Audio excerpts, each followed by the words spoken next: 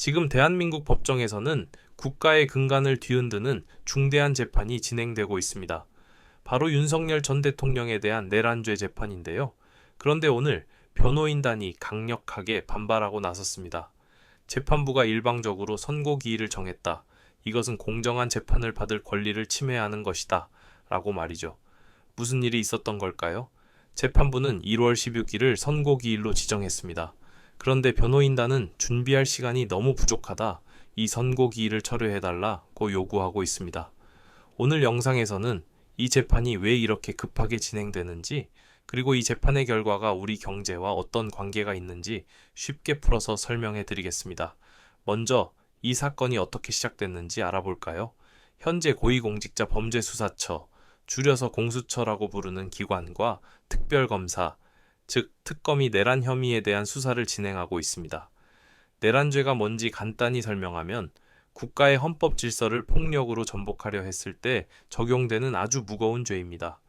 우리나라 형법 중에서도 가장 심각한 범죄 중 하나죠. 과거에도 내란죄로 재판받은 사례가 있었습니다. 역사적으로 보면 1980년대 신군부 사건이 대표적이죠.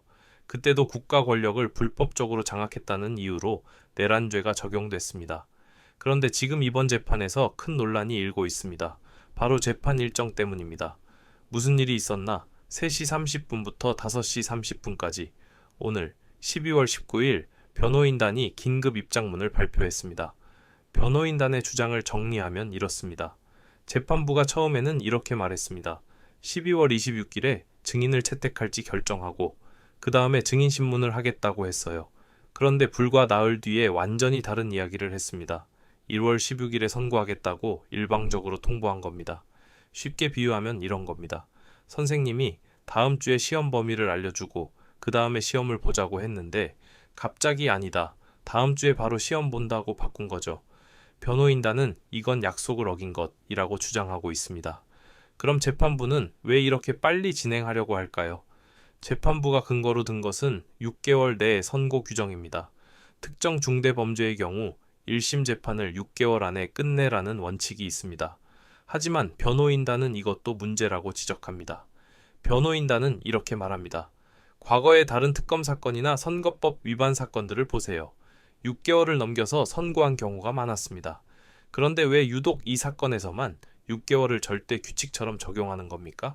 쉽게 말하면 다른 사건에서는 시간을 더 줬으면서 왜 우리에게만 이렇게 급하게 하냐는 겁니다. 변호인단은 이것을 일관성도 없고 형평성도 없는 처사라고 비판했습니다. 더 나아가 이것은 피고인의 방어권을 침해하는 것이라고 주장합니다. 방어권이 뭘까요? 법정에서 자신을 충분히 변호할 수 있는 권리를 말합니다. 증거를 모으고 분석하고 반론을 준비할 시간이 필요한 거죠. 변호인단은 우리에게 반대 증거를 제출하고 그것을 법정에서 충분히 설명할 시간을 달라고 요구하고 있습니다. 이 재판에는 또 다른 중요한 쟁점이 있습니다. 바로 수사권 문제입니다. 변호인 측은 이렇게 주장합니다. 공수처는 내란죄를 수사할 권한이 없다. 무슨 말이냐면 공수처라는 기관이 만들어질 때 정해진 법에는 내란죄 수사 권한이 명시되지 않았다는 겁니다. 마치 운전면허 없는 사람이 차를 몰고 있는 것과 같다는 논리죠. 그렇다면 왜 이게 중요할까요? 만약 수사권이 없는 기관이 수사를 진행했다면 그 수사로 모은 증거들이 법적으로 무효가 될 수 있기 때문입니다. 건물을 지을 때 허가 없이 지으면 불법 건축물이 되는 것처럼요. 반대로 검찰 측은 공수처의 수사는 합법이다 라고 맞서고 있습니다. 두 번째 쟁점은 증거의 양과 준비 시간 문제입니다. 처음에 변호인 측은 130명의 증인을 신청했습니다. 130명이면 엄청난 숫자죠. 그런데 나중에 이 중 상당수를 철회했습니다. 왜 그랬을까요? 현실적으로 불가능하다고 판단했기 때문입니다. 여기서 변호인 측의 불만이 나옵니다. 수사 기록이 방대한데 이걸 제대로 검토할 시간을 달라는 겁니다. 결국 이 재판은 두 가지 가치가 충돌하고 있습니다. 한쪽에서는 빨리 진실을 밝혀야 한다, 신속한 사법 정의가 필요하다고 주장합니다. 다른 한쪽에서는 피고인에게도 충분히 방어할 권리가 있다, 급하게 하면 억울한 판결이 나올 수 있다고 주장합니다. 그런데 여러분, 이 재판이 왜 우리 주머니 사정과도 관련이 있을까요? 첫째, 금융시장에 영향을 줍니다. 외국인 투자자들은 한국에 투자할 때 이 나라가 법으로 잘 다스려지는 나라인가를 봅니다. 이걸 법치주의 신뢰도라고 하죠. 만약 이번 재판이 투명하고 공정하게 진행된다면 외국 투자자들은 한국은 믿을 만한 나라구나 라고 생각합니다. 반대로 재판 과정에서 논란이 계속되고 불투명하게 보이면 투자자들은 불안해합니다. 실제로 우리나라 주식시장에는 코리아 디스카운트라는 말이 있습니다. 한국 기업들이 실력에 비해 저평가된다는 뜻인데 그 이유 중 하나가 바로 이런 정치적 불확실성입니다. 둘째, 환율과 금리에도 영향을 줍니다. 정치가 불안정하면 외국인들이 돈을 빼갑니다. 그러면 원화 가치가 떨어지죠. 수입품 가격이 오르고 우리가 사는 물건들도 비싸집니다. 셋째, 개인에게도 영향이 옵니다. 국가 시스템이 흔들리면 기업들이 투자를 줄입니다.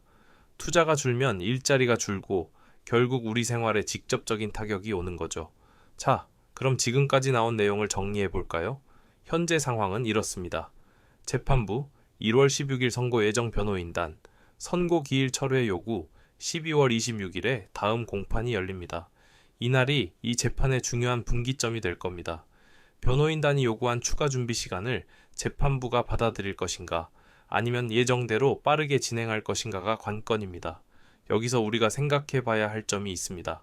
재판에서 가장 중요한 것은 결론이 빨리 나오는 것이 아닙니다. 과정이 정당하고 공정한 것입니다. 성급하게 결론을 내려서 나중에 이건 잘못된 판결이었다 라는 말이 나오면 그게 더 큰 혼란을 만듭니다. 반대로 시간이 좀 걸리더라도 투명하고 공정한 과정을 거쳐 나온 판결은 사람들이 받아들이기 쉽습니다. 법원의 최종 판단이 우리 사회의 불확실성을 해소하고 시장을 안정시킬 수 있을지 우리 모두 지켜봐야 할 것 같습니다. 오늘 영상 여기까지입니다. 시청해 주셔서 감사합니다.